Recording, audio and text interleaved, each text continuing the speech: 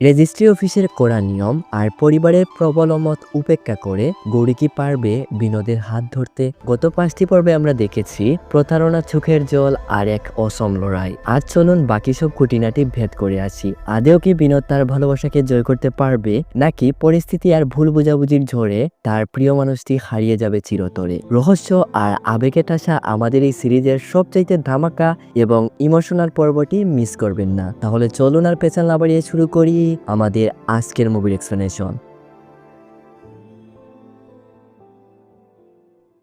বিনোদ ঘরে এসে অনেকক্ষণ খুঁজাখুঁজি করছে। ওদিকে আঙ্কেল দিদিকে জিজ্ঞেস করেন হঠাৎ করে ওরা ঘরে আসলো কেন, আর বিনোদকে এত চিন্তিত দেখাচ্ছে কেন। জিজি বিষয়টা হ্যান্ডেল করার জন্য বলে ওভারসিয়ারকে কিছু ডকুমেন্ট দেওয়া লাগবে। এই বিনোদ, জিজি এসব কি বলে রে? ওভারসিয়ার নাকি বলেছে টাকা ছাড়া সার্টিফিকেট দেবে না, ও বলেছে বিল্ডিংই ভেঙে দেবে। আমরা কিছু বলছি না দেখে ও এরকম করছে, তুই কিছু বলছিস না কেন? জিজি বলে স্যার, ও যদি চায় তো আমাদের বিপদে ফেলা ওর জন্য বড় কোনো বিষয় না। যদি উল্টোপাল্টা কিছু রিপোর্ট করে দে তখন আমরা আরেক ঝামেলায় পড়ে যাব। এটাই ভালো হবে আমরা ওকে কিছু টাকা দিয়ে বিষয়টা শেষ করে দেই। বিনোদ এদিকে তার ডকুমেন্ট পেয়ে যায়। দেরি না করে দিদিকে নিয়ে বেরিয়ে পড়ে। এদিকে গৌরীর বাবা বাড়িতে এসে গেছেন, গাড়ি বাসার সামনে। পাপন বিনোদকে ফোন করে বিষয়টা জানায়। আজ আর মনে হয় না রেজিস্ট্রি হবে বলে। তখনই গৌরী পাপনের কাছ থেকে ফোনটা নিয়ে বলে বিনোদ, যাই হয়ে যাক আজ বিয়ে হবেই। আমি পাপাকে হ্যান্ডেল করে নেব। হয়তো কিছুক্ষণ সময় লাগতে পারে, কিন্তু আমি আসবো। তুমি রেজিস্টার অফিসে যাও। গৌরী ঘরে আসলে আঙ্কেল তো ভালো করেই বুঝতে পারেন ও বিনোদের সাথে দেখা করতে গিয়েছিল। আঙ্কেল গৌরীকে অনেক গালিগালাজ করেন। মাকে তো বোকা বানিয়েই নিয়েছিস, আমারই ভুল হয়েছে তোকে দুবাই পাঠিয়ে। বিয়ে করার জন্য আবার জামাইও নিয়ে এসেছিস। বাপরে, এবার উনি কানাডাও যাবেন। বয়স হচ্ছে আমাদের, এখন তোর আমাদের সাথে থাকা উচিত ছিল। কিন্তু তুই, আমি ওকে কোন স্বাধীনতা দেইনি বলো? পাপা, একটা সত্যি কথা বলো তো, আমি আজ পর্যন্ত কি নিজে থেকে কোনো ডিসিশন নিয়েছি? দুবাই কেন গেছি জানো? এখানে আমার কেন জানি দম বন্ধ হয়ে আসে। এর মানে এই না যে তোমাদের জন্য আমার কোনো ভালোবাসা নেই। আমি কেন ঘরে আসতাম না জানো? ভয় লাগতো যদি নিজেকে হারিয়ে ফেলি। আমার কোনো একটা কথা তোমরা গুরুত্ব দাও না। এই ঘরে আমার পছন্দ অপছন্দ কোনো কিছুরই মূল্য নেই। সবকিছুতেই তোমার পারমিশন নিতে হয়। যেখানে নিজের প্রায়োরিটি থাকে না, এটাকে স্বাধীনতা বলে না পাপা। মা, আমি যাচ্ছি বিনোদের কাছে। পাপা, জানি না এই ঘরে আমাকে আর ঢুকতে দেবেন কিনা, কিন্তু আমি যাচ্ছি। গৌরী তার ড্রেস চেঞ্জ করে সব জরুরি ডকুমেন্ট নিয়ে বেরিয়ে পড়ে। আঙ্কেলের চোখে জল। আন্টিও মনমরা হয়ে বসে আছেন, কিন্তু গৌরীকে কেউই বাধা দেন না।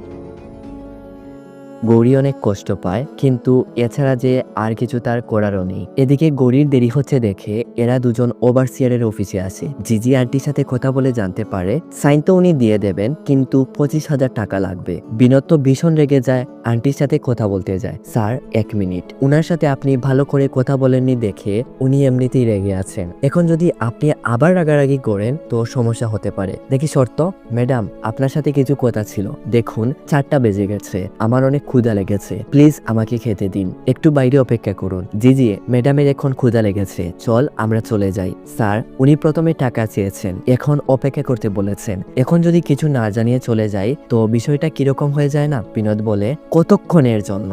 আপনি ওনাকে খাওয়ার জন্য তো সময় দিন। এদিকে পাপন গৌরীকে নিয়ে রেজিস্টার অফিস বসে আছে, বারবার কল করছে। অনেকক্ষণ সময় এভাবে চলে যায়। এদিকে জিজি এটা লক্ষ্য করে আন্টি খাওয়া দাওয়া শেষ করে ইচ্ছে করে দেরি করছে, ফোনে রিল দেখছে, কিন্তু তাদের ডাকছে না। বিনোদ তখন তার ফোনটা ভিডিও রেকর্ডিং এ ফেলে পকেটে রাখে। স্যার, ভেতরে গিয়ে কোনো উল্টোপাল্টা কিছু করবেন না। ম্যাডাম, খাওয়া যদি শেষ হয়ে থাকে তো আসবো কি? বিনোদ পুরো চেঞ্জ হয়ে যায়। এমন ভাবভঙ্গি করে কথা বলছিল, ওর মতো যেন সহজ সরল মানুষ এই পৃথিবীতেই নেই। উনার সব ভেতরের কথা বের করিয়ে নিয়ে আসে। কত টাকা, কিসের জন্য উনি তার কাছ থেকে টাকা নিচ্ছেন। সবকিছু রেকর্ড হয়ে গেলে বিনোদ বলে ভিডিওটা ভালোই রেকর্ড হয়েছে রে দিজি, ফুল এইচডিতে। এটা তো আমরা যে কাউকে পাঠাতে পারি, পুলিশকে, যে কোনো ডিপার্টমেন্টকে, আর মিডিয়াকে দিলে তো জমে যাবে। এটা কি জিজি? চিন্তা করবেন না ম্যাডাম, আপনার যখন সময় হবে রিপোর্টে একটা সাইন করে দেবেন, আমি এসে নিয়ে যাব। আন্টি পড়ে যান আরেক বিপদে। টাকা পাওয়া তো দূরের কথা, বিনোদ এমন এক চিপায় ফেলে হয়েছে এবার চাকরিটাই না চলে যায়। ওদিকে পাপ্পন বারবার কল করে যাচ্ছে, রেজিস্ট্রার চলে যাচ্ছেন। বিনোদ জিজিকে নিয়ে যত তাড়াতাড়ি পারে রেজিস্ট্রার অফিসে আসে। পাপ্পন তো ভীষণ রেগে আছে। তোর সমস্যা কি ভাই? 1 ঘন্টা ধরে আমরা তোর জন্য অপেক্ষা করছি। আরে ভাই ট্রাফিকে ফেসে গিয়েছিলাম। আরে চলো চলো, দেরি হয়ে যাচ্ছে। পাপ্পন বলে 5টা বেজে গেছে। লিসি উনাকে রিকোয়েস্ট করতে গেছে, মনে হয় না আজ আর রেজিস্টার হবে বলে। এদিকে গৌরী অসহায়ের মতো বসে আছে। বিনোদ গৌরীকে গিয়ে সরি বলে, আমি ফেসে গিয়েছিলাম ইয়ার, বুঝতেই পারিনি এত যে লেট হয়ে যাবে। তখনই লিসি এসে বলে, স্যার আরো কিছুক্ষণ সময় থাকবেন, তোমরা তাড়াতাড়ি আসো।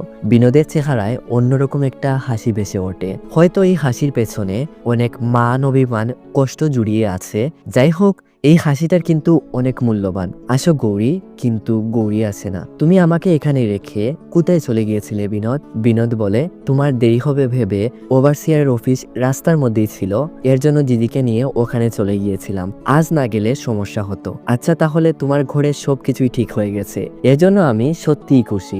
বিনোদ, তোমাকে বিশ্বাস করে আমার মা বাবাকে ছেড়ে এখানে এসেছিলাম। জানি না আর কখনো তাদের কাছে ফেরত যেতে পারবো কিনা। আমি আজ এটা বুঝে গেছি, ওভারসিয়ার আর ঘরের কাজের পর লাস্টে যে নামটা আছে ওটাই আমি। তোমার উপর ভরসা করে আমি এখানে এসেছিলাম, কিন্তু তুমি এলেই না। আমরা বিয়ে করার প্ল্যান করলাম, কানাডা যাওয়ার জন্য রেডি ছিলাম। ঘরে এত কিছু সহ্য করেছি শুধু তোমার জন্য। কিন্তু বিনোদ, তুমি করেছোটা কি? বিনোদ অনেকক্ষণ ধরে গৌরীর বকবক শুনে যাচ্ছে। যদিও ওর এখানে 100% ভুল, এটা আমিও বুঝতে পারছি, কিন্তু গৌরীরও বিনোদের এই পরিস্থিতিটা বোঝা উচিত ছিল। যাই হোক, বিনোদ রেগে মেগে বলে, আমার জন্য তোমার আর কিছুই করতে হবে না, যা করেছো যথেষ্ট। আর এমনিতেও আমরা আর কানাডা যেতে পারবো না, তোমার গয়না ওই টাকাগুলো দিয়েই ফেরত এনেছিলাম। গৌরী বলে, আমি আর এসব সহ্য করতে পারছি না, অনেক হয়েছে।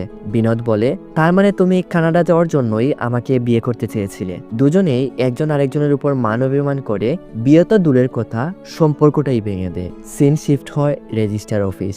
বিনোদ জিজি রেজিস্টার পেপারে সাইন করছে, আর এদিকে আমরা দেখি পাপ্পন আর লিসি বিয়েটা করে নিচ্ছে। মানে বিনোদ আর জিজি সাক্ষী হিসেবে সাইন করছে। পাপ্পন ওর মাকে কল করে জানালে আন্টি তো অজ্ঞান হয়ে যান। জানেনই তো আন্টি কুণ্ডুলি নিয়ে খুবই অ্যাগ্রেসিভ ছিলেন। কুণ্ডুলি তো গুল্লি মারেন। পাপ্পন খ্রিস্টান মেয়েকেই বিয়ে করে ফেললো। উনার ছেলেও যে কখনো এরকম করবে এটা উনি মেনে নিতে পারছিলেন না। পাপ্পনের বিয়েটাও ধুমধাম করে হয়। লিসিকে সবাই টানাটানি করে নাচার জন্য। শেষ পর্যন্ত এটাই দেখার বাকি ছিল।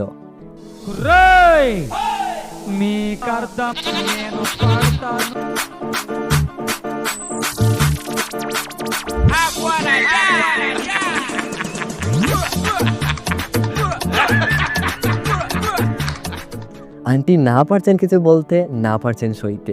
আসলে কপাল খারাপ থাকলে এরকমই হয়। তবে শেষটা সুন্দর হলেও পারতো যদি বিনোদ আর গৌরীর সবকিছু ঠিক হয়ে যেত, তাই না? গৌরী আর বিনোদের ব্রেকআপের পর গৌরী আবার দুবাই চলে যায়। পাপনের বিয়ে শেষ করে কিছুদিন পর বিনোদও দুবাই চলে আসে। অনেকদিন খোঁজাখুঁজি করার পর গৌরীকে খুঁজে বের করে, ওর সব ভুল স্বীকার করে। ঘর বানানোটা ছিল আমার ছোটবেলার স্বপ্ন।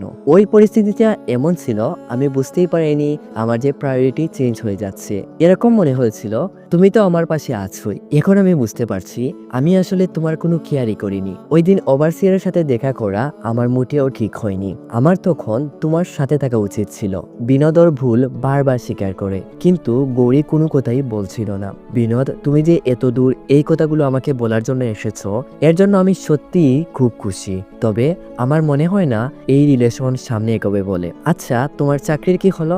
বিনোদ বলে, কেরল থেকে কিছু জব অফার এসেছে, কিন্তু ওগুলো করার জন্য আমি মোটেও ইন্টারেস্ট না। ও হ্যাঁ, দুবাই থেকে ভালো একটা জবের অফার এসেছে। ভাবলাম ওখানে যাওয়ার আগে তোমার অপিনিয়নটা জেনে নেই। গৌরী কোনো কথাই বলছিল না। গৌরী, আমাদের মধ্যে এসব সমস্যা হওয়ার আগে আমরা কিন্তু দুজন অনেক ভালো বন্ধু ছিলাম। ওই দিনগুলোর কথা আমার খুব মনে পড়ে। রিলেশনের কথা না হয় বাদই দিলাম, আমরা কি পারি না আগের মতো বন্ধু হয়ে থাকতে?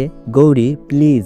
গৌরী অনেকক্ষণ চিন্তা করে একটা মুচকি হাসি দেয়। আর এখানেই শেষ হয়ে যায় আমাদের এই সিরিজের মোট 6টা এপিসোডের এক্সপ্লেনেশন। তো আজকের মতো এখানেই বিদায় নিচ্ছি। তো আপনাদের কাছে এই 6টা এক্সপ্লেনেশন কেমন লাগলো অবশ্যই কমেন্ট করে জানাবেন। আর চ্যানেলে নতুন হয়ে থাকলে সাবস্ক্রাইব করে পাশে থাকবেন। তো দেখা হচ্ছে নতুন কোনো ভিডিওর সাথে। ততক্ষণ পর্যন্ত নিজেদের খেয়াল রাখবেন, সুস্থ থাকবেন। ধন্যবাদ।